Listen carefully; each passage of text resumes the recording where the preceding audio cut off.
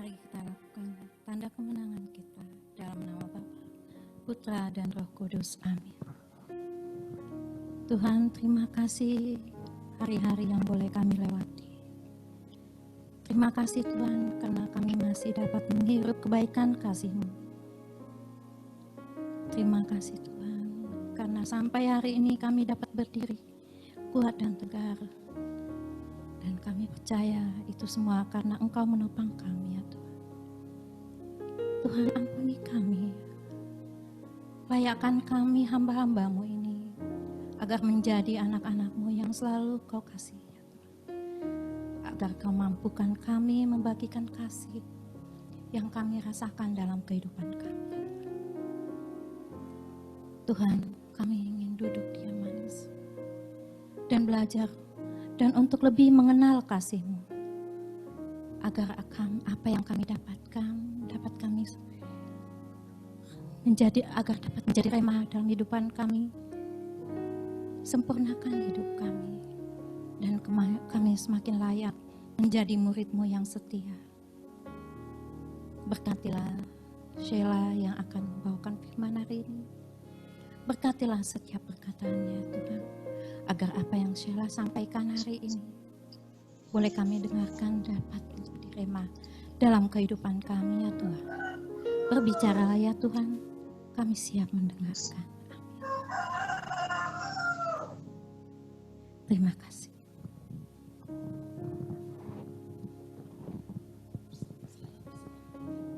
Silakan Sheila. Oke, selamat siang Bapak dan Ibu semuanya, Shalom.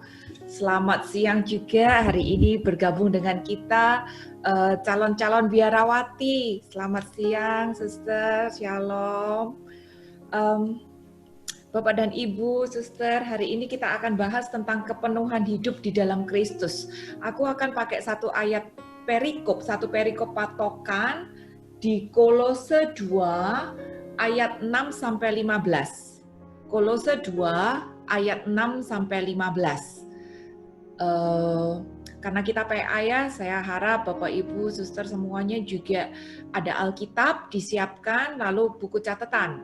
Karena kenapa? Karena biar kita bisa mencatat, sehingga bila kita perlu kita bisa review, kita bisa dalami ulang, kita bisa baca lagi. Karena kalau cuma mendengarkan sebentar kita lupa, tapi karena ini adalah pengajaran, harap ini bisa menjadi pegangan buat kita sepanjang hidup kita. Saya juga selalu mencatat, saya masih model kuno, saya catat pakai buku seperti ini. Jadi ya mohon disiapkan catatannya, Alkitabnya, dan kita sama-sama buka Kolose 2 ayat 6 sampai 15. Aku coba minta tolong Kristi untuk bacain. Kolose 2 ayat 6 sampai 15. Kepenuhan hidup dalam Kristus. Kamu telah menerima Kristus Yesus, Tuhan kita. Karena itu hendaklah hidupmu tetap di dalam Dia. Hendaklah kamu berakar di dalam Dia dan dibangun atas Dia. Hendaklah kamu bertambah teguh dalam iman yang telah diajarkan kepadamu. Dan hendaklah hatimu melimpah dengan syukur. Hati-hatilah supaya jangan ada yang menawan kamu dengan filsafatnya yang kosong dan palsu, menurut ajaran turun-temurun dan roh-roh dunia, tetapi tidak menurut Kristus. Sebab dalam Dialah berdiam secara jasmaniah seluruh kepenuhan kealahan, dan kamu telah dipenuhi di dalam Dia. Dialah kepala semua pemerintah dan penguasa. Dalam Dia kamu telah disunat, bukan dengan sunat yang dilakukan oleh manusia, tetapi dengan sunat Kristus yang terdiri dari penanggalan akan tubuh yang berdosa. Karena dengan Dia kamu dikuburkan dalam baptisan, dan di dalam Dia kamu turut dibangkitkan juga oleh kepercayaanmu kepada kerja kuasa Allah yang telah membangkitkan Dia dari orang mati. Kamu juga, meskipun dahulu mati oleh pelanggaranmu dan oleh karena tidak disunat secara lahiriah, telah dihidupkan Allah bersama-sama dengan Dia, sesudah Ia mengampuni segala pelanggaran kita, dengan menghapuskan surat hutang yang oleh ketentuan-ketentuan hukum mendakwa dan mengancam kita. Dan itu ditiadakannya dengan memakukannya pada kayu salib. Ia telah melucuti pemerintah-pemerintah dan penguasa-penguasa dan menjadikan mereka tontonan umum dalam kemenangannya atas mereka. Thank you, Kristi. Ya, Bapak dan Ibu, Kolose 2 ayat 6 sampai 15 ini akan menjadi patokan untuk tema kita pada hari ini. Kalau kita perhatikan ya, kamu telah menerima Kristus Yesus. Kamu telah menerima Kristus Yesus. Berarti perikop ini ditujukan untuk semua orang yang sudah percaya. Garis bawahi kata-kata telah itu tadi. Perikop ini ditujukan untuk semua orang yang sudah percaya. Jadi sebenarnya perikop ini adalah syarat kita untuk orang-orang yang sudah percaya, orang-orang yang sudah menerima Yesus sebagai juru selamat adalah syarat yang harus kita lakukan agar kita bisa mempertahankan keselamatan. Seperti itu. Hal-hal yang harus kita lakukan agar kita bisa mempertahankan keselamatan. Jadi seperti gini Bapak dan Ibu, keselamatan yang hari ini Anda dan saya peroleh itu adalah gratis. Ya, keselamatan itu adalah gratis. Tapi ada syarat-syarat, ada sangkal diri panggul salib, ada tanggung jawab, ada bayar harga yang harus kita lakukan sehingga kita bisa mempertahankan keselamatan itu sampai akhir. Oh ya, mungkin ada yang baru dengar seperti itu. Dari mana buktinya? Coba kita buka, ini Kolose dibatasin terus ya. Kita buka sekarang di Yohanes 15 ayat yang ke-16. Yohanes 15 ayat 16. Ini pasti semua sudah tahu. Bilang, bukan kamu yang memilih aku, tapi akulah yang memilih kamu.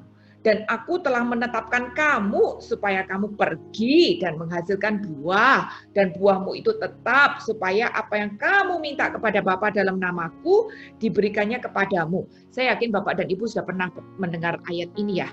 Ini adalah perkataan yang keluar dari mulut Tuhan Yesus sendiri. Dan Tuhan Yesus menyatakan bahwa bukan kita, bukan saya yang memilih dia. Tapi dia yang memilih kita duluan. Bukan pada waktu kita baik.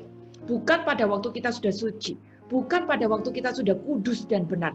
Justru pada waktu kita masih berdosa, masih kotor, masih bandel, masih banyak salahnya, ternyata Dia sudah memilih kita duluan. Dan itu adalah rahmat, itu adalah grace, itu adalah kasih karunia. Karena apa? Karena Dia memilih, memanggil Anda dan saya duluan.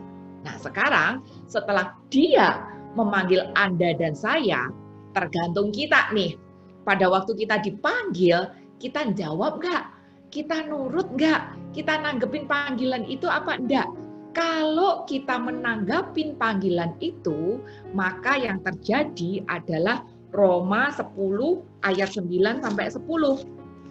Ini yang terjadi kalau kita menanggapi panggilannya. Roma 10 ayat 9 sampai 10. Sebab jika kamu mengaku dengan mulutmu bahwa Yesus adalah Tuhan dan percaya dengan hatimu dalam hatimu bahwa Allah telah membangkitkan Dia dari antara orang mati, maka kamu akan diselamatkan. Karena dengan hati orang percaya dan dibenarkan, dan dengan mulut orang mengaku dan diselamatkan. Jadi Bapak dan Ibu, pada saat Anda dan saya menanggapi panggilan dari Yesus itu, kita percaya. Kita percaya dengan hati, kita mengaku dengan mulut, kita menerima kasih karunia keselamatan itu tadi. Dan itu gratis. Itu kita terima bukan pada waktu kita sudah suci, sudah baik, sudah benar. No. Tapi itu kita terima karena Allah memanggil kita duluan dan kita terima itu semua dengan gratis padahal kitanya sendiri masih belum layak. Seperti itu. Jadi Bapak dan Ibu, pada waktu kita menerima Tuhan, kita percaya, kita diselamatkan. Ya, keselamatan itu adalah gratis. Tapi masalahnya, saat kita baru diselamatkan, kalau misalnya, ya biasanya kan prosesnya habis itu dibaptis ya, jadi kita disucikan lagi, kita dibersihkan. Kalau misalnya habis kita dibaptis, lalu kita dipanggil Tuhan, maka udah pasti masuk ke surga. Karena kita lagi udah bersih nih semuanya dari dosa-dosa. Tapi masalahnya, habis dibaptis, kita nggak langsung dipanggil Tuhan. Bahkan tadi di ayat Yohanes yang 15 ayat 16, dikatakan, dan aku telah menetapkan kamu supaya kamu pergi dan menghasilkan buah. Habis Tuhan kasih karunia keselamatan, dia nggak langsung manggil kita.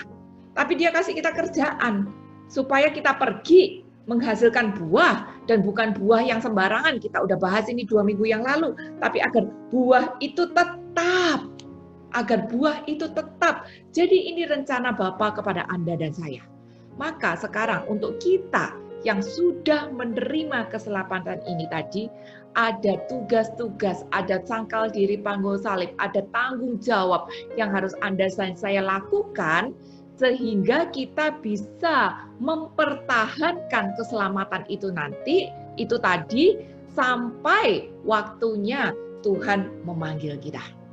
Saya yakin semua udah sadar bahwa tidak ada orang yang hidup selamanya. Akan ada waktunya kita nanti dipanggil sama Tuhan, ketemu dengan Tuhan langsung muka dengan muka, dan harus mempertanggungjawabkan kehidupan kita. Maka kita harus mempertahankan keselamatan itu tadi.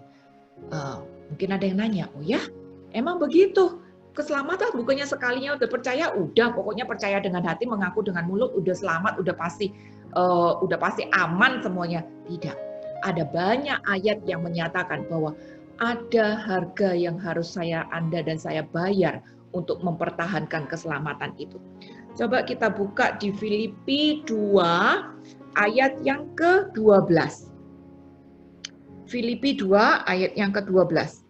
Hai saudara-saudaraku yang kekasih, kamu senantiasa taat. Karena itu tetaplah kerjakan keselamatanmu dengan takut dan gentar. Garis bawain itu Bapak dan Ibu. Tetap kerjakan keselamatanmu dengan takut dan gentar. Bukan saja seperti waktu aku udah hadir, aku masih hadir, tapi terlebih pula sekarang pada waktu aku tidak hadir. Kita harus mengerjakan keselamatan kita dengan takut dan gentar.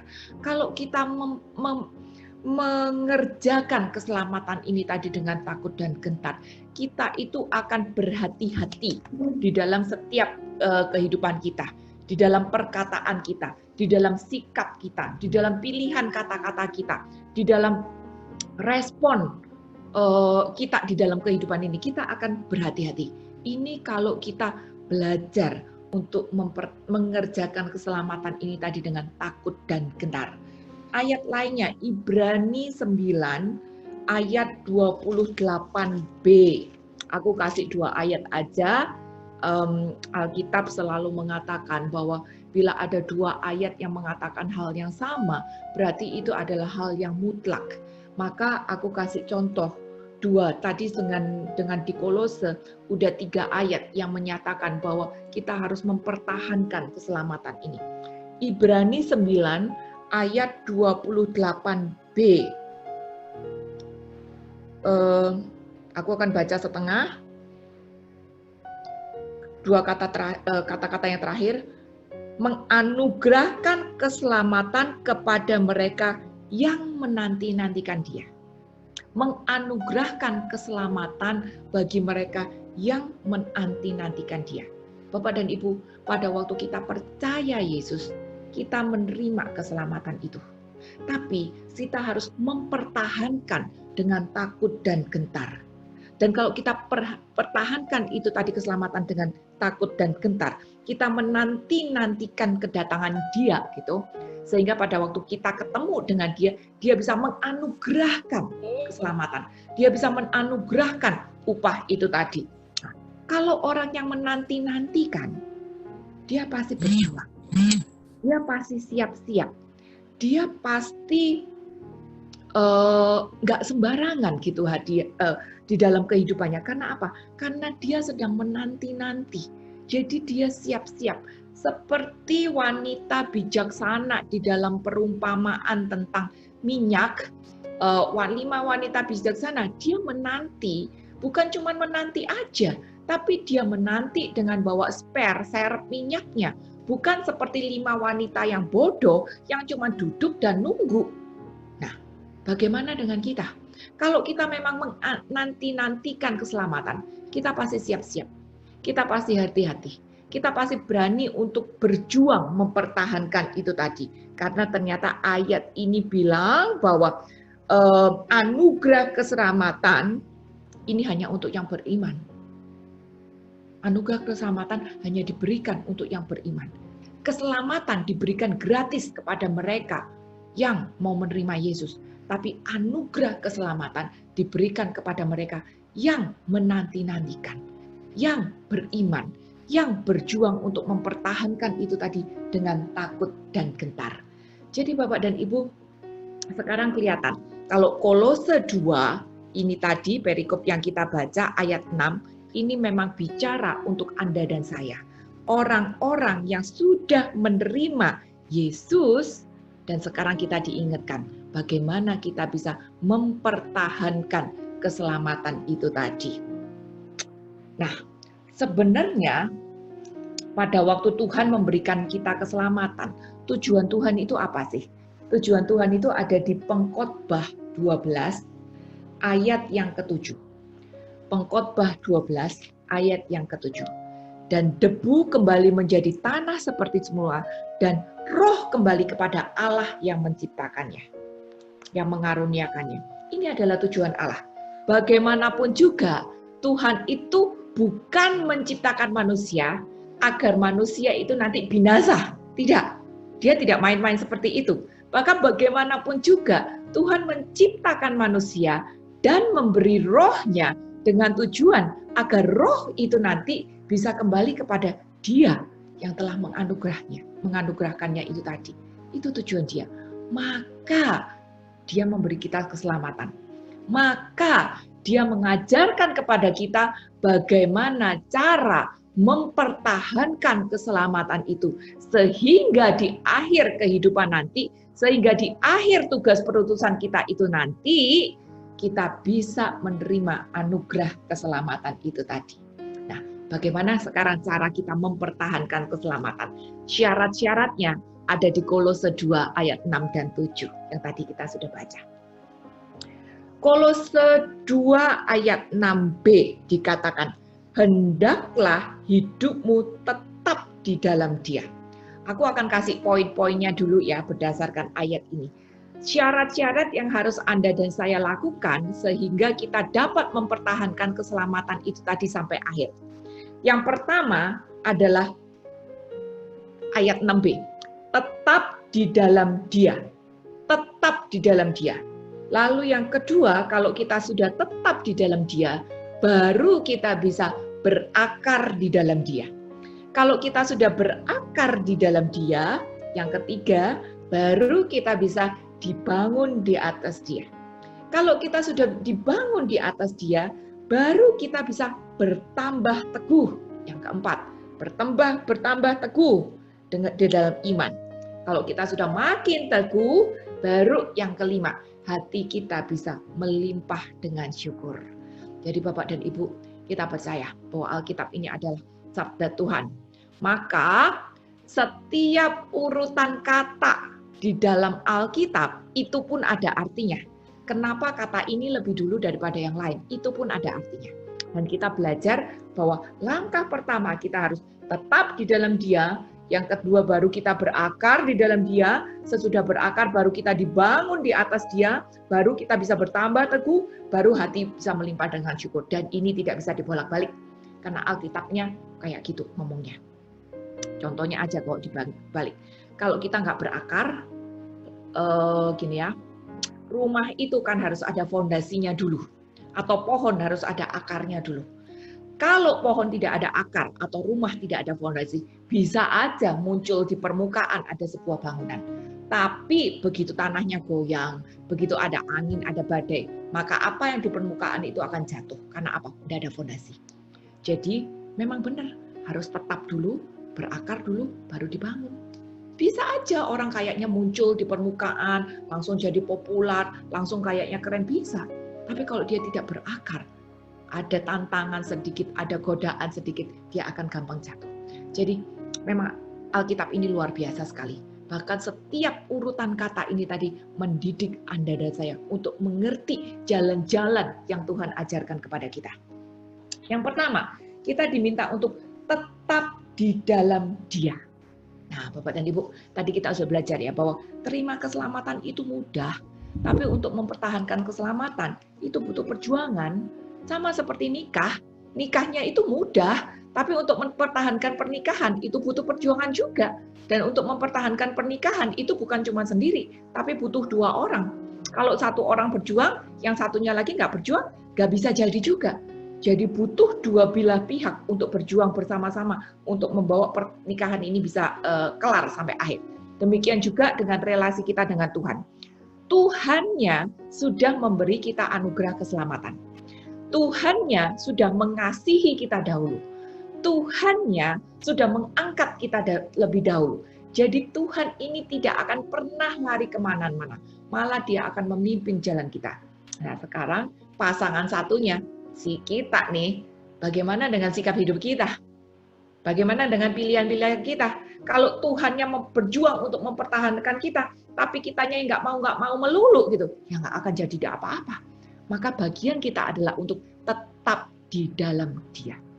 Bapak dan Ibu, ingat ya, kita ini manusia diciptakan dengan punya kehendak bebas. Tuhan tidak membentuk manusia seperti robot. Belok kiri, ikut. Belok kanan, ikut. Tidak. Tuhan memberi kita pilihan. Dan kita bebas untuk memilih apapun juga. Dan Tuhan respect terhadap pilihan kita. Bahkan kalau kita memilih yang salah pun, Tuhan udah ingetin loh, itu jalannya salah. Kamu nggak boleh begitu. Tuhan udah ingetin. Tapi kalau kitanya nggak mau, kitanya tetap kekeh dengan pilihan kedagingan sendiri, ya udah, Tuhan akan berikan juga gitu. Karena kenapa? Karena manusia diciptakan dengan kehendak bebas. Jadi sekarang pertanyaannya, kalau pasangan kita, Tuhan, dia sudah melakukan bagiannya untuk mempertahankan kita, untuk menjaga kita di jalur yang benar. Bagaimana dengan kita? Apakah kita tetap di dalam Dia? Apapun keadaannya. Kalau kita tetap di dalam Dia, kita akan bilang, apapun yang terjadi di dalam kehidupanku, Dia adalah Allahku. Dia adalah pilihanku.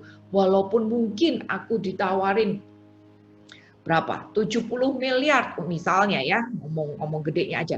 Sekian ratus miliar untuk pindah, Dia tetap Allahku. Walaupun aku mengalami dihina, dilecehkan, dipermalukan, tantangan, masalah yang begitu besar, Dia tetap Allahku. Jadi kalau kita tetap di dalam Dia, apapun keadaan kita, mau ekstrim ke atas, mau ekstrim ke bawah, kita terus harus tetap pegang Dia, harus tetap memilih Dia. Seperti bibit tanaman. Tanaman itu kan harus ditanam di satu pot, dan nggak boleh pindah-pindah lagi gitu. Baru dia bisa bertumbuh. Kalau dia 1 minggu di pot merah, 1 minggu dipindahin lagi karena aku suka pot yang hijau, 1 minggu aku pindahin lagi ke pot yang biru, ya lama-lama mati malahan, bukan bertumbuh malah mati gitu. Demikian juga di dalam kehidupan kita.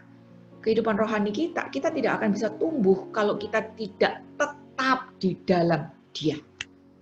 Bapak Ibu, relasi kita dengan Tuhan itu seperti kayak orang pacaran. Bisa aja pertama-tama hot, lalu lama-lama jadi biasa-biasa aja, terus lama-lama jadi basi. Nah, kalau udah basi, tanpa cinta, tanpa gairah, kalau orang udah nggak ada cinta, orang udah nggak ada gairah, melakukan apapun aja itu kayaknya udah menderita ya, udah terpaksa karena udah nggak ada cinta, nggak ada gairah. Padahal tugas utama kita kan adalah cinta. Mencintai itu tugas utama kita. Tapi kalau hati sudah tidak ada cinta, tidak ada gairah, maka lakukan apapun aja udah kayaknya itu terpaksa. Beda kalau kita punya cinta, punya gairah di dalam rumah misalnya. rumah halamannya gede, anak masih kecil-kecil, harus masak, harus bangun pagi, harus cuci, harus gosok, harus nyuapin anak. Tapi karena kita cinta, kita rela bangun pagi-pagi. Kita rela ngebersihin rumah dengan bersiul-siul, dengan menyanyi. Kita rela nyuapin anak mungkin dengan berjajaran berantakan, kita nggak marah dan kita ketawa-ketawa aja. Kenapa? Karena ada cinta. Maka demikian juga di dalam kehidupan rohani kita dengan Tuhan. Kalau kita mau tetap di dalam Dia, maka kita harus menghidupkan gairah cinta yang ada di dalam hati kita. Sehingga setiap aspek kehidupan kita, setiap ritual yang Anda dan saya lakukan, bisa kita lakukan dengan gairah cinta. Bukan lagi terpaksa, tapi dengan sukacita. Bukan lagi sebuah keharusan, tapi sebuah kenikmatan. Karena apa? Karena aku punya gairah cinta itu tadi untuk tetap di dalam Dia. Roma 12 ayat yang ke-11 itu bilang, biarlah rohmu menyala-nyala dan layanilah Tuhan. Nah, sekali lagi, aku percaya sebagian besar dari kita ini udah masuk ke dalam dunia pelayanan, ya. Tiap urutan kata di dalam Alkitab itu ada maksudnya. Dan ayat mengatakan, biarlah rohmu menyala-nyala dan layanilah Tuhan. Kalau roh kita menyala-nyala, kita bisa melayani Tuhan dengan gairah cinta, dengan sukacita. Walaupun mungkin kita menghadapi gesekan, walaupun mungkin kita dimaki-maki orang, walaupun mungkin yang terjadi tidak sesuai dengan apa yang kita kehendaki. Tapi karena ada roh yang menyala-nyala, gairah cinta itu tadi membuat kita bisa melayani dengan tetap sukacita, walaupun mungkin keadaannya berbeda dengan apa yang aku rencanakan. Seperti itu. Karena apa? Karena ada roh yang menyala-nyala. Ada gairah cinta untuk hidup tetap di dalam Tuhan. Tapi kalau gini, kata-kata Alkitabnya kan, biarlah rohmu menyala-nyala dan layanilah Tuhan. Tapi kalau kita melayani Tuhan tanpa roh menyala-nyala, bisa nggak? Bisa aja, bisa aja. Kita tetap layani, kita tetap datang. Tapi karena bukan nggak ada gairah cinta, mungkin kita melayaninya bukan karena terpaksa loh.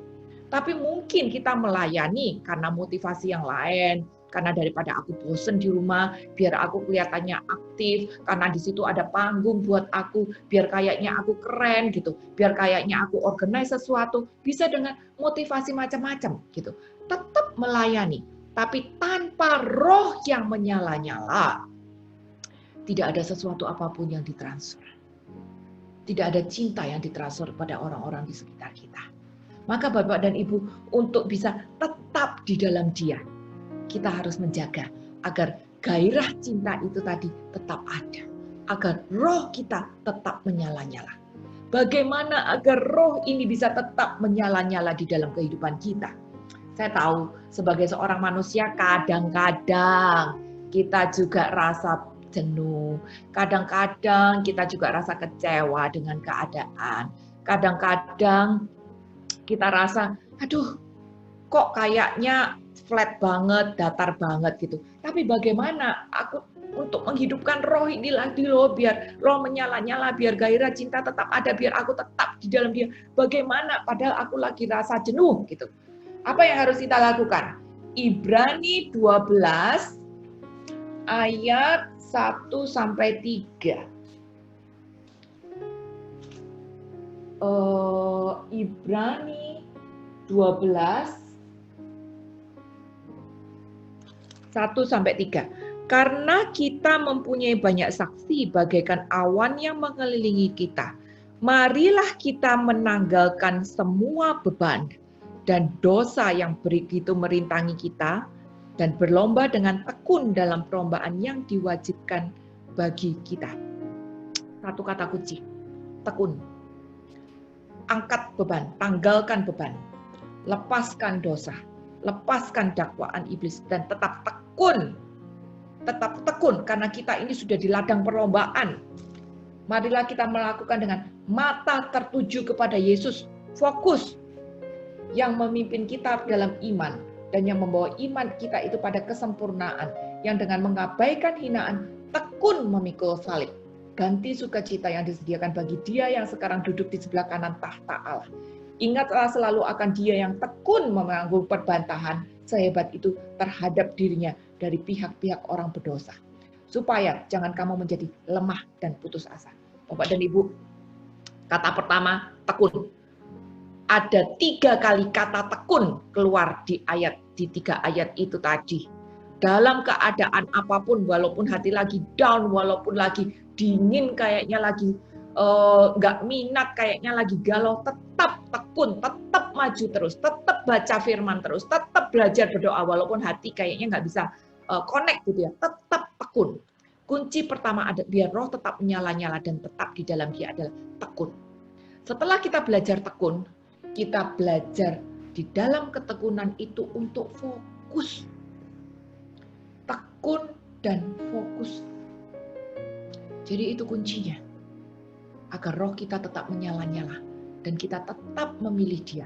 Apapun keadaannya. Mau ekstrim ke atas, mau ekstrim ke bawah. Kita tetap memilih Dia. Tekun. Sebenarnya ada banyak lagi ayat yang bicara untuk tekun. Boleh dicatat aja, Kolose 1 ayat yang ke-11, Roma 8 ayat 25, Roma 2 ayat yang ke-7, Kisah 26 ayat 7a, Kisah 12 ayat 5. Ini beberapa ayat yang mengajarkan kepada kita agar kita tetap tekun. Sehingga ya sebagai manusia kadang-kadang kita rasa males lah, rasa dingin lah, doa kayaknya nggak bisa connect, baca Alkitab kayaknya nggak bisa ngerti, nggak bisa dapat apa-apa. Bagaimana? Tetap tekun, tetap baca, tetap doa walaupun nggak ngerti, walaupun nggak connect, tetap tekun. Nah nanti di dalam ketekunan itu tadi, kita pelan-pelan belajar untuk fokus sehingga kembali roh kita menyala-nyala. Saat roh kita menyala-nyala, kita hidup lagi di dalam gairah cinta. Dan saat kita sudah hidup di dalam gairah cinta, keadaan apapun yang menimpa kita, kita bisa tetap di dalam Dia. Nah, Bapak dan Ibu, jadi tetap di dalam Dia, ini penting banget. Ini penting banget. Karena kalau kita nggak tetap di dalam Dia, begitu hati rada males berdoa, rasa nggak connect, rasa dingin gitu. Udahlah males lah, Tuhan juga lagi tahu kok aku lagi capek gitu. Besok aja, besok pasti lebih males lagi. Lusanya pasti lebih males lagi, karena kita tidak menjaga hati gitu. Nah, kalau sudah kayak begitu, lama-lama kita akan menjadi suam-suam kuku. Suam-suam kuku. Wahyu 3 ayat yang ke-16. Wahyu 3 ayat yang ke-16. Ini perkataannya keras sekali. Jadi, karena engkau suam-suam kuku dan tidak dingin atau panas, aku akan memuntahkan engkau dari mulutku. Bapak dan Ibu, Tuhan gak suka orang yang suam-suam kuku. Dia mau kita dingin atau kita panas. Dan ayat mengatakan kalau kita suam-suam kuku, kita akan dimuntahkan. Bapak dan Ibu, kalau kita suam-suam kuku itu, kita masih ibadah loh. Masih misa, masih pelayanan, masih donasi mungkin, masih melakukan tugas-tugas di dalam komunitas kita, masih pelayanan. Tapi kita lakukan dengan asal-asalan. Asal-asalan aja. Badannya ada, hadir. Kayaknya sikapnya berdoa gitu. Tapi hatinya tidak dibawa untuk hidup. Asal-asalan aja. Ujung-ujungnya dimuntahin sama Tuhan. Dibuang. Atau mungkin pelayanan, berkomunitas, only to kill the time. Only to kill the time. Atau daripada di rumah suntuk, ya udahlah, pelayanan biar ketemu teman-teman, senang, rame gitu. Jadi saat kita suam-suam kuku, ternyata buntutnya itu bisa aja kita dibuang dari hadirat Tuhan. 2 Tim 3 ayat yang kelima. Secara lahiriah mereka menjalankan ibadah mereka, tapi hakikat yang mereka memungkiri kekuatannya, jauhilah mereka itu. Cek diri sendiri, termasuk saya juga. Secara lahiriah kita menjalankan ibadat. Iya, secara lahiriah kita menjalankan ibadat. Doa, berkomunitas, segala macam gitu. Tapi, apakah saya memungkiri kekuatan Tuhan? Apakah saya menutup hati untuk Tuhan? Apakah saya lakukan ibadat ini untuk kepentinganku pribadi, untuk kepuasanku pribadi, untuk popularitasku pribadi? Kita cek ayat ini sebagai introspeksi kita masing-masing untuk diri sendiri. Berikutnya, kalau kita sudah suam-suam kuku sama Tuhan, nggak tetap di dalam Dia ya, kita akan menjadi suam-suam kuku. Setelah suam-suam kuku down lagi kan, kita udah down, jadinya apa? Selingkuh dari Tuhan. Itu ada di Kolose 2 ayat 8-10. Ayat yang tadi kita udah baca. Hati-hatilah supaya jangan ada yang menawan kamu dengan filsafat yang kosong dan palsu menurut ajaran turun-menurun dan roh-roh dunia, tapi tidak menurut Kristus. Orang yang selingkuh, dia akan lari pada ilah-ilah yang lain. Bapak dan Ibu, hari-hari ini ilah-ilah yang lain bukan lagi patung-patung. Bukan lagi harus bawa gunting atau peniti buat tolak balak. Bukan lagi kepret pakai daun kelor. Enggak. Tapi ilah-ilah yang lain bisa jadi apa? Cindy waktu itu bilang cowok ganteng, gitu kan? Itu menjadi ilah yang lain. Atau drama Korea bisa jadi ilah yang lain juga, gitu. Bahkan mungkin suami bisa jadi berhala buat kita. Pekerjaan, banyak orang yang memberhalakan pekerjaan. Olahraga, banyak orang yang lebih mementingkan olahraganya daripada Tuhan dan keluarganya. Anak-anak bisa jadi berhala. Jadi ilah-ilah lain, selingkuh dari Tuhan itu adalah segala sesuatu yang lebih utama di hati kita daripada Tuhan. Segala sesuatu yang lebih utama di dalam hati dan pikiran kita daripada Tuhan. Itu udah selingkuh. Itu kita udah menyembah berhala, ilah-ilah lain sebetulnya. Nah, kalau kita udah selingkuh, ayat 9-nya, sebab dalam Dialah berdiam secara jasmaniah seluruh kepenuhan Allah. Nah, diingatkan di sini kenapa selingkuh? Padahal Yesus yang adalah Allah itu merendahkan diri loh, turun ke dunia secara jasmani untuk menjadi sama dengan kita. Pasti nggak percaya lagi sih. Kok masih pegang pilih yang lain, berhala yang lain lagi sih? Padahal Dia yang Allah, yang adalah pencipta, yang adalah pemilik alam semesta ini turun merendahkan diri, mengosongkan diri, dan menjadi jasmani seperti kita. Nah, ayat 10 diingatkan lagi. Dan kamu telah dipenuhi di dalam Dia. Dialah kepada semua pemerintah dan penguasa. Kalau kita hidup di dalam Yesus, kita hidup di dalam Dianya, kita ini dipenuhi oleh Dia. Kita ini yang dipenuhi oleh Dia. Pada saat Dia yang adalah jalan memenuhi hidup Anda dan saya, pada saat Dia yang adalah penguasa dan pemerintah atas segala sesuatu memenuhi hidup Anda dan saya, maka kita bisa tetap di dalam Dia. Nggak lagi suam-suam kuku, nggak lagi selingkuh. Kenapa? Kalau kita tidak menjaga itu tadi, kita suam-suam kuku, kita jadi selingkuh, sedikit aja cerai deh. Cerai dari Tuhan. Apa itu? Mundur dari Tuhan. Cerai. Karena apa?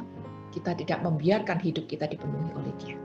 Makanya Bapak dan Ibu, untuk tetap di dalam Dia, itu adalah kunci utamanya. Modal kita cuma satu, hidup di dalam cinta, hidup di dalam gairah, roh yang menyala-nyala.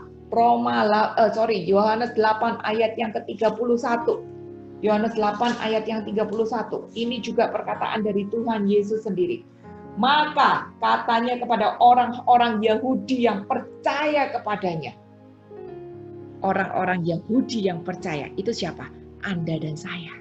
Bukan semua orang Yahudi, tapi hanya orang Yahudi yang sudah percaya. Jadi sama seperti Kolose 2, ayat ini ditujukan kepada kita yang sudah percaya. menerima Yesus sebagai Tuhan, dia bilang apa? Jikalau kamu tetap di dalam firman-Ku, kamu benar-benar adalah murid-Ku. Ternyata nggak semua orang percaya menjadi seorang murid. Nggak semua orang percaya menjadi seorang murid. Yang dianggap murid adalah orang percaya yang tetap di dalam Dia.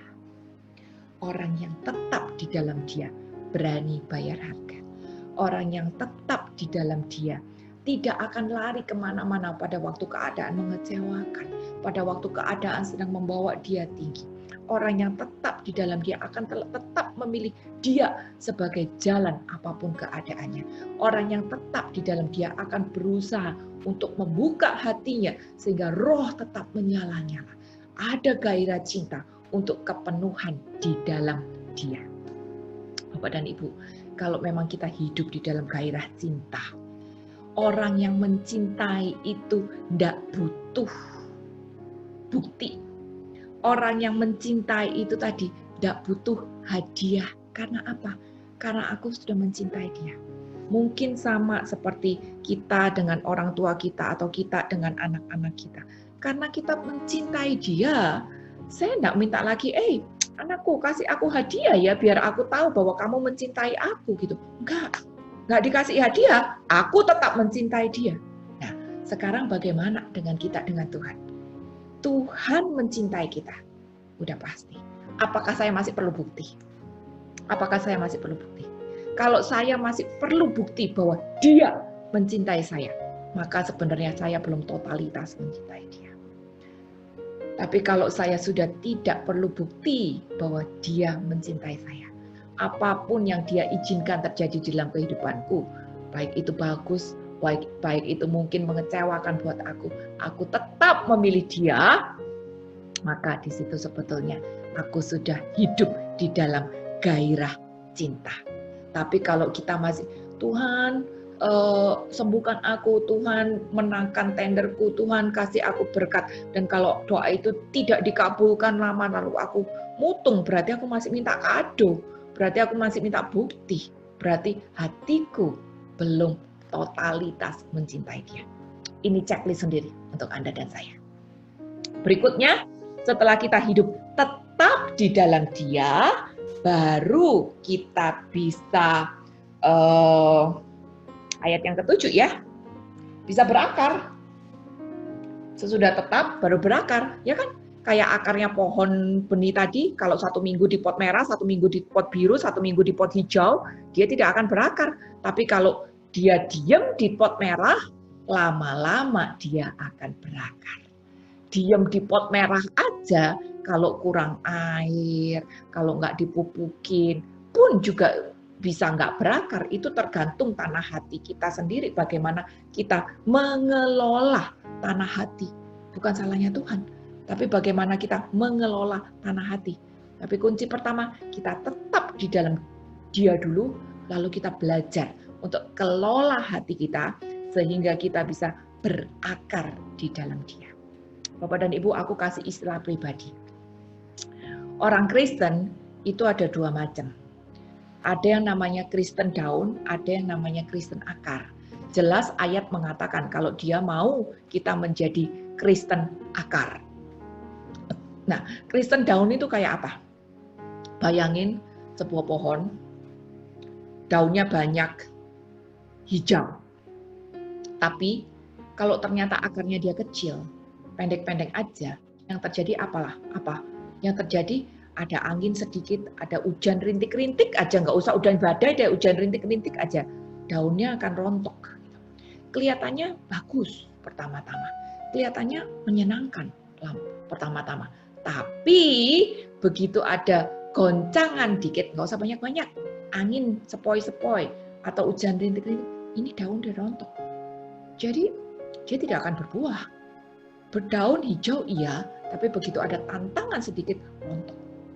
Orang Kristen yang seperti ini, kayaknya daunnya hijau, itu mungkin dia tetap ibadah, tetap aktif, baksos, tetap melakukan pelayanan ini, pelayanan itu, Bahkan mungkin bisa hadir, maha hadir di semua komunitas. Kalau sekarang maha hadir di semua Zoom meeting, bisa jadi.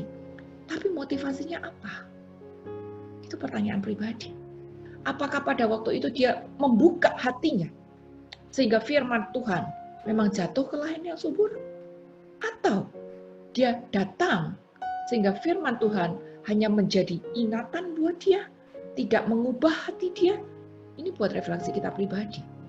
Kita di sini belajar agar kita tidak menjadi Kristen down, tapi kita bisa menjadi seorang Kristen akar. Kristen akar itu apa sih? Akar itu kan adanya di bawah permukaan tanah ya. Nggak kelihatan. Tidak ada yang menghargai. Bahkan diinjak-injak, mungkin didudukin, mungkin ditidurin orang, mungkin diludahin orang, dihina orang. Tapi ternyata apa?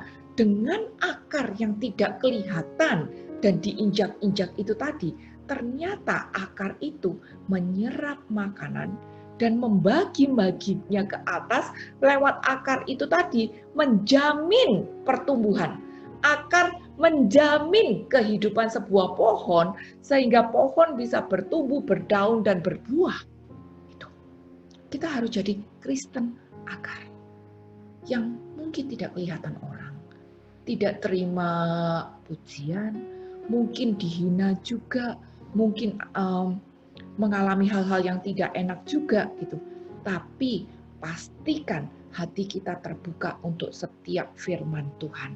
Karena firman itu yang akan mengubah Anda dan saya. Dan menjamin pertumbuhan rohani Anda dan saya. Bapak dan Ibu, aku yakin semua sebagian besar di sini sudah masuk di dalam pelayanan. Pada waktu kita melayani Tuhan, kita itu pasti Dia ubahkan. Lewat berbagai macam peristiwa, Tuhan membentuk kita. Dan Dia ngetes kita. Apakah kita ini benar-benar mau menjadi seorang Kristen akar. Orang yang mau menjadi Kristen akar itu akan membiarkan dirinya dibentuk oleh Tuhan melalui keadaan. Mungkin dia dihina, mungkin dia diteriakin, mungkin dia tidak diindahkan, mungkin dia dimarahin orang. Tapi selama dia responnya benar, Tuhan membentuk dia. Orang yang tadinya dari posisi something, misalnya ya, orang yang tadinya dari posisi something, pada waktu dia masuk di dalam pelayanan, Tuhan pasti mendidik dia sehingga dia menjadi nothing dulu, turun menjadi nothing dulu, menjadi kosong dulu. Lewat itu tadi, dipermalukan, kehendaknya tidak terjadi, dimarahin, sehingga apa sih? Pada waktu kita melayani, kita dibentuk, kita berkorban. Pelayanan itu butuh pengorbanan. Ya, ada beberapa macam pengorbanan ya. Pertama itu mungkin yang mau catat boleh. Pertama kita akan korban tenaga dan waktu gitu ya. Itu yang pertama. Level kedua kita akan korban akal budi kita, kepintaran kita itu. Lalu yang berikutnya kita akan korban juga uang kita. Nah, kalau orang udah berani mendonasikan uangnya dengan sukarela, itu sudah pengorbanan di dalam pelayanan. Tapi setelah uang, itu bukan yang terakhir. Ada level yang paling tinggi di dalam pelayanan, yaitu pengorbanan harga diri kita. Pengorbanan hati kita. Kalau kita sudah dipermalukan orang, kita dimarahin orang, kita diteriakin orang, kita dilecehkan di dalam perbedaan-perbedaan gitu, dan kita tidak apa-apa, kita nggak baper gitu, kita nggak kecewa, kita nggak marah, itu Tuhan membentuk kita. Dari level something, Dia bawa kita turun menjadi nothing. Dan kalau kita sudah terbentuk, baru Dia akan bawa kita naik menjadi sesuatu yang baru seturut dengan kehendak Dia. Ini buat cek kita diri sendiri di dalam dunia kita pelayanan. Tapi kok di dalam pelayanan, kita belum pernah mengalami perbedaan-perbedaan seperti itu, nggak pernah hadapin konflik kayak gitu-gituan, maka sebenarnya pelayanan kita, ngomong kasarnya, baru ecek-ecek doang. Belum berani untuk masuk ke tempat yang lebih dalam. Belum berani. Jadi kita tidak mengalami perbedaan, kita tidak mengalami seperti itu. Tapi saat kita berani masuk ke tempat yang lebih dalam, Tuhan pasti membentuk kita. Dan di sini kita dituntut untuk menjadi murid yang tetap di dalam dia, murid yang mau bertumbuh lewat menjadi akar duluan. Saya yang diubahkan duluan. Saya yang diubahkan duluan. Jadi Bapak dan Ibu, kita harus menjadi Kristen akar yang tidak kelihatan, bahkan mungkin diinjak-injak. Tapi lewat akar ini tadi ada pertumbuhan, ada jaminan kehidupan lewat akar. Kita harus bisa menjadi seperti itu. Mazmur 1 ayat yang ketiga. Mazmur 1 ayat yang ketiga. Ia seperti pohon yang ditanam di tepi aliran air, yang menghasilkan buahnya pada musimnya, dan yang tidak layu daunnya. Apa saja yang diperbuatnya berhasil.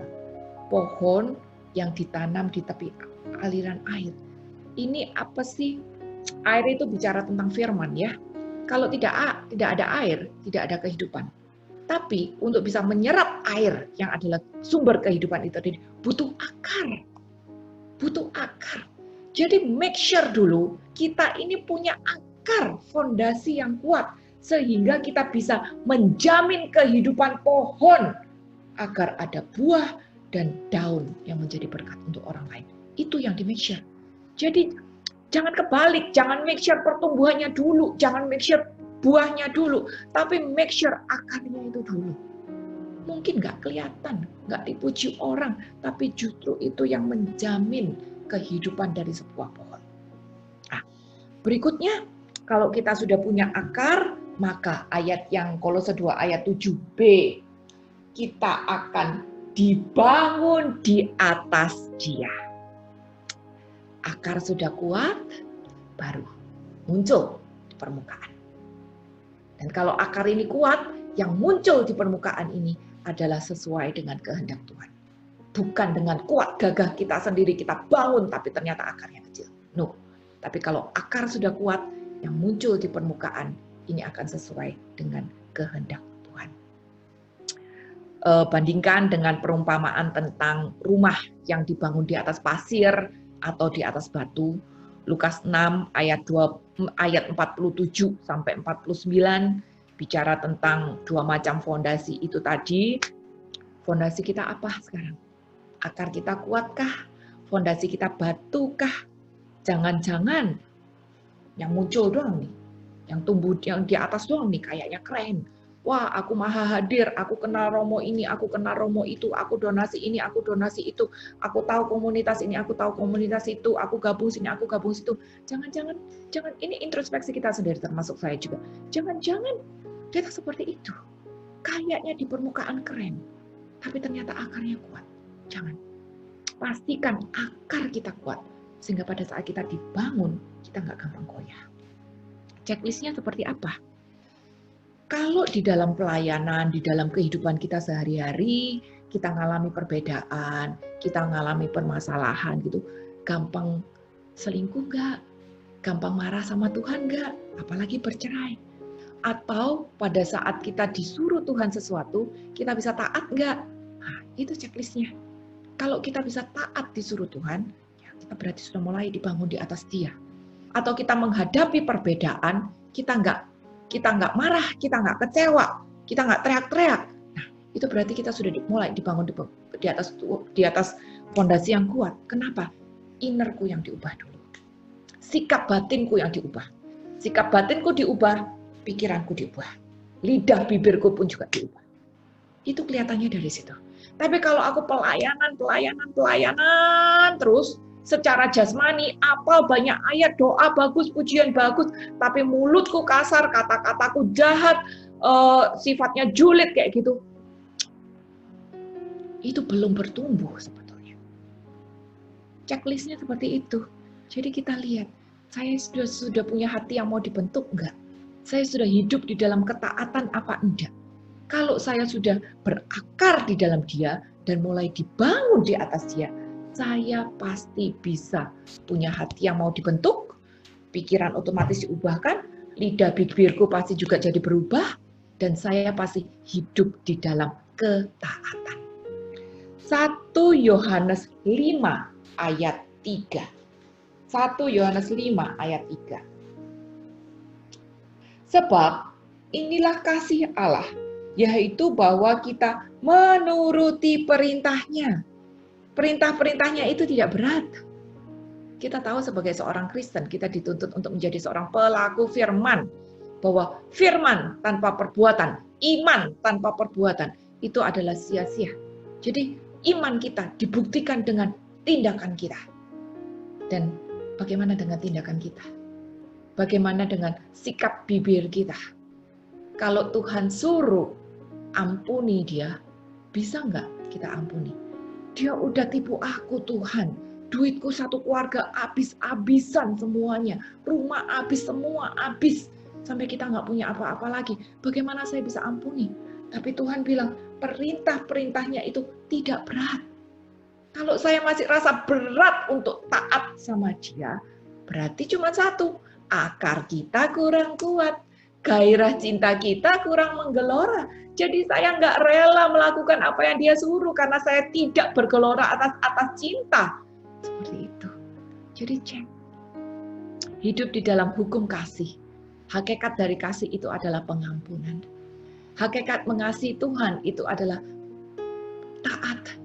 Taat pada waktu kita dipermalukan, pada waktu kita disuruh mengampuni, pada waktu kita disuruh memberi, pada waktu hati kita dipermalukan, pada waktu kita dibentuk seperti itu.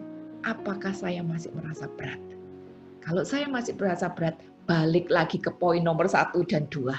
Tetap dan berakan. Tapi kalau saya udah mulai rasa baik-baik aja, ya ada sakit hati sedikit, tapi nggak gitu ini lagi, berarti kita sudah mulai dibangun di atas dia. Itu. Nah, berikutnya, kalau kita sudah dibangun di atas dia, baru kita bisa bertambah teguh di dalam iman.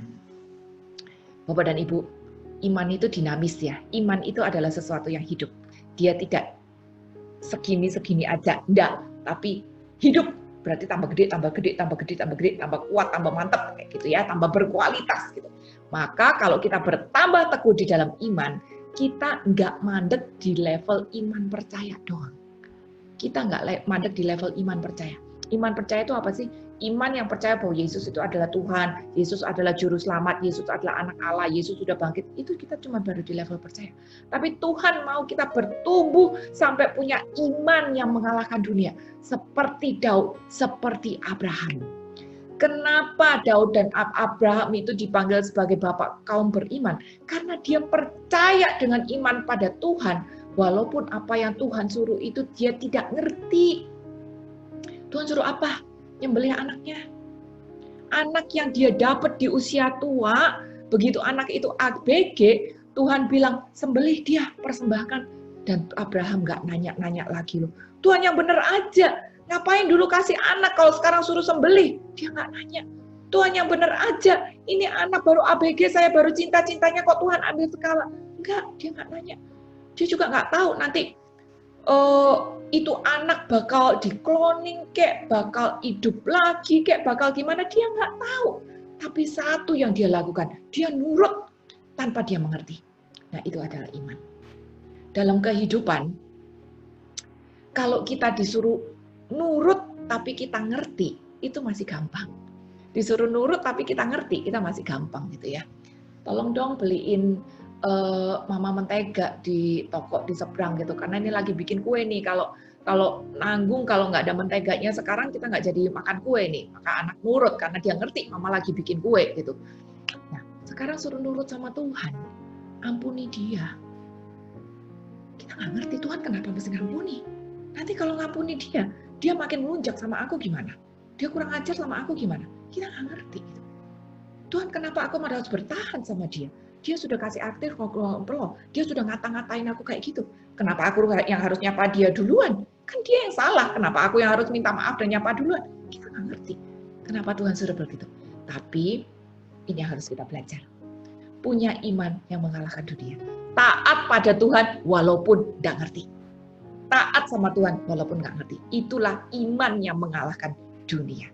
Jadi Bapak dan Ibu, iman yang mengalahkan dunia itu bukan berarti wah, doaku dikabulkan. rencanaku terjadi.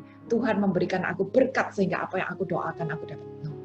Tapi iman yang mengalahkan dunia itu adalah pada saat aku bisa melakukan kehendak Tuhan dengan hati legowo, walaupun aku tidak mengerti, walaupun nggak sesuai dengan keinginanku pribadi. Itulah iman yang mengalahkan dunia. Dan ciri orang yang beriman, ciri orang yang beriman itu ada 3. Dia punya kasih kepada sesama. Ingat ya, tadi kasih itu berarti pengampunan, kasih itu berarti Allah. Dia punya kasih kepada sesama. Kasih itu dengan hati yang tulus ya, bukan cuma di permukaan aja. Lalu yang kedua, dia punya kerendahan hati. Kalau orang punya kerendahan hati, itu pasti punya hati yang mau dibentuk. Pada saat dia dinasehati, dia bisa mendengarkan. Pada saat dia ada orang lain punya pendapat yang berbeda, dia bisa mendengarkan. Itu. Ada kerendah hatian, seperti Musa yang lembut hati, punya hati yang mau dibentuk, itu adalah kerendah hatian. Lalu ciri yang ketiga adalah taat pada otoritas. Ini 3 ciri orang yang beriman, kasih pada sesama, ada kerendah hatian, dan taat pada otoritas. Otoritas siapa? Nanti kapan-kapan kita bahas dalam, sekarang singkat aja, otoritas itu ada 5. Yang pertama, otoritas itu adalah orang tua atau suami kita. Nah, yang sudah jadi istri, suami.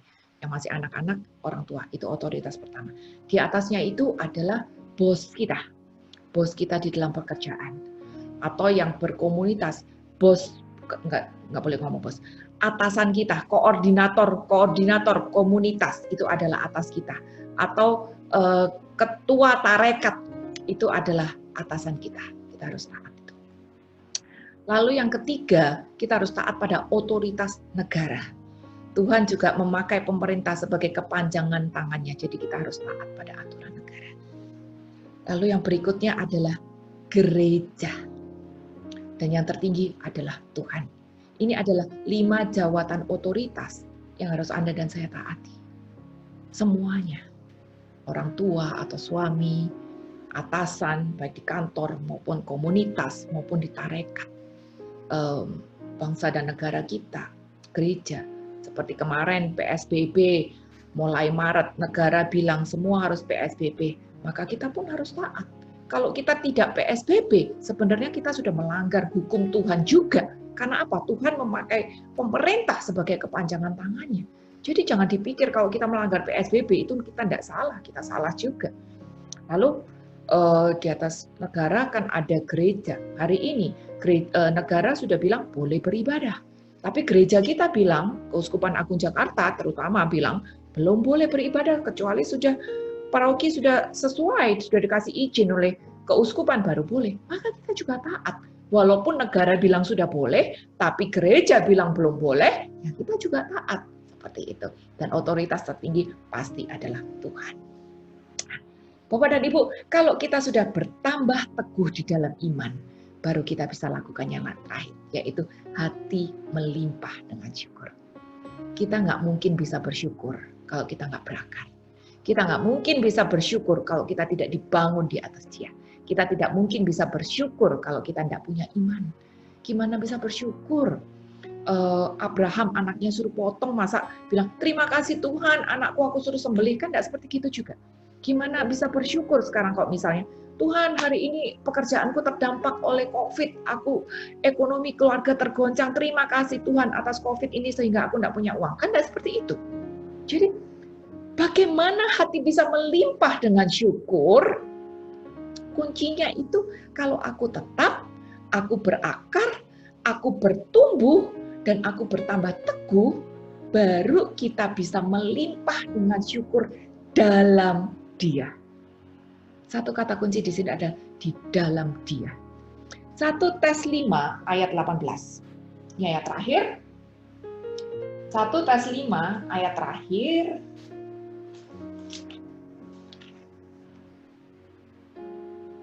Mengucap syukurlah dalam segala hal, sebab itulah yang dikehendaki Allah di dalam Kristus Yesus bagi kamu. Dalam segala hal. Kita disuruh mengucap syukur dalam segala hal, bukan atas segala hal. Bedanya apa sih? Gini, Kalau kita bersyukur atas segala hal, itu kayak gini, Tuhan, aku terima kasih atas kejadian yang aku alami hari ini. Tuhan, aku terima kasih atas anakku. Tuhan, aku terima kasih atas berkat. Tuhan, aku terima kasih atas masalah. Itu atas keadaannya, atas segala hal. Tapi ayat bilang, kita disuruh bersyukur dalam segala hal. Berarti bicara tentang apa? Emosi kita. Emosi kita. Tuhan, emosi kita ini harus kita bisa bawa di dalam syukur. Keadaannya mungkin tidak bagus. Keadaannya mungkin tidak bagus. Ada COVID, ekonomi parah, ada penyakit sakit. Tapi kita bisa membawa syukur perasaan hati kita. Kita bisa ngomong sama Tuhan, Tuhan, hari ini ekonomiku parah, hari ini kesehatanku parah, hari ini aku ada mengalami ketakutan. Dan hatiku ada rasa sedih, hatiku ada rasa senang, hatiku ada rasa susah, hatiku ada rasa berat, takut, kecewa. Dan aku bawa semua rasa sedih, rasa syukur, rasa takut, rasa kecewa itu tadi sebagai rasa syukur persembahan kepada Tuhan. Jadi teman-teman, bedakan. Tuhan suruh kita untuk bersyukur dalam segala hal. Berarti apa? Perasaan hati kita. Ini yang kita bawa. Kalau kita bisa lakukan itu karena kita berakar dan bertumbuh di dalam iman pada Dia. Dan pada saat kita lakukan itu, keadaan di luar sana tidak akan mempengaruhi aku lagi. Keadaan bisa tidak bagus, ekonomi, sakit penyakit, konflik keluarga, keadaan mungkin tidak bagus. Tapi hatiku melimpah dengan syukur. Karena apa? Aku membawa emosiku, rasa sakitku, rasa kecewaku, rasa takutku mungkin. Aku bawa itu dalam ungkapan syukur dari perasaan hati yang pada Tuhan. Semoga teman-teman ngerti ini ya, bagaimana perasaan hati yang dibawa, bukan keadaannya. Perasaan hati kita yang tulus dan jujur ini yang kita bawa di dalam syukur kita kepada Tuhan. Nah, kalau kita bisa lakukan itu, maka kita bisa percaya bahwa apapun keadaan yang terjadi di dalam kehidupan kita ini, Tuhan pegang kendali. Tuhan pegang peranan dan semuanya baik menurut Dia, bukan menurut aku. Roma 8 ayat 28, mungkin sebagian besar udah hafal ayat ini, bilang bahwa kita tahu sekarang bahwa Allah turut bekerja dalam segala sesuatu untuk mendatangkan kebaikan bagi mereka yang mengasihi Dia. Bapak dan Ibu, kebaikan Tuhan bukan untuk semua orang, tapi kebaikan Tuhan untuk mereka yang mengasihi Dia. Dan apa yang baik menurut Tuhan belum tentu baik menurut saya. Mungkin hari ini kita tidak mengerti kenapa hal ini diizinkan terjadi. Kenapa kehendakku tidak Dia kabulkan. Kenapa ini Dia izinkan berlama-lama. Mungkin kita tidak mengerti. Tapi kalau kita berakar dan bertumbuh di dalam Dia, kita cuma tahu satu, bahwa Dia mendatangkan kebaikan untuk hidupku. Karena apa? Aku hidup di dalam perjuangan untuk mengasihi Dia. Untuk hidup di dalam gairah cinta kepada Dia. Jadi Bapak dan Ibu, ini yang kita pelajarin hari ini, kita harus penuh hidup, kepenuhan hidup di dalam Kristus. Agar apa? Agar kita bisa tetap di dalam Dia, apapun kejadian yang hari ini kita alami, saat kita tetap di dalam Dia, kita bisa berakar di dalam Dia. Saat kita bisa berakar, kita akan bertumbuh, dan setelah kita bertumbuh, kita akan bisa makin teguh secara kualitas, dan kita bisa melimpah dengan syukur. Keadaan mungkin berbeda dengan apa yang kita harapkan atau kita bayangkan, tapi yang penting hati bisa tetap bersyukur. Itu yang semua orang sebetulnya cari di dunia ini. Tuhan Yesus memberkati. Terima kasih untuk Sheila firmannya pada hari ini. Sekilas bahwa PA Bunda Teresa sudah berdiri selama 12 tahun. Selama ini juga kita sudah melakukan banyak pelayanan ke luar daerah. Tetapi untuk sekarang ini kita sedang mengadakan pengadaan beras untuk para buruh yang sedang terkena PHK. Bagi Bapak-Bapak Ibu dan yang tergerak untuk memberikan berkat, untuk membantu mereka, silakan transfer ke BCA Persembahan Kasih atas nama Yurifi Yusuf Cahaya. boleh difoto dulu, silakan. Dan kepada Bapak dan Ibu sekalian yang mungkin memerlukan intensi doa kita untuk lebih didoakan lagi, boleh menghubungi Ibu Catherine dan Ibu Evelyn di nomor tersebut. Silakan. Dan kepada teman-teman yang menginginkan recording dari pengajaran kita setiap minggu, boleh menghubungi Monique atau Jenny atau Evelyn atau dengan saya Cindy. Setiap di flyer kita selalu ada nomornya di bawah, boleh dihubungi untuk mendapatkan YouTube link pengajaran. Ini adalah tema kita untuk Kamis depan. Kepada Bapak dan Ibu sekalian yang sudah mengisi Google Form, itu sudah tidak usah isi lagi, tapi nantikan saja lewat email, akan kami kirimkan linknya. Tapi bila mungkin ada kendala email tidak terima atau ada masalah yang lain, tidak mendapatkan link tersebut, boleh menghubungi kami, Cindy, Evelyn, Monique, atau Jenny, untuk mendapatkan WhatsApp linknya.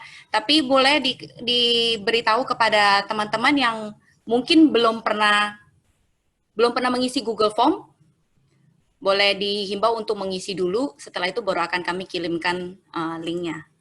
Silakan bergabung kembali bersama kami untuk Kamis depan dengan Romo Samuel Pangestu.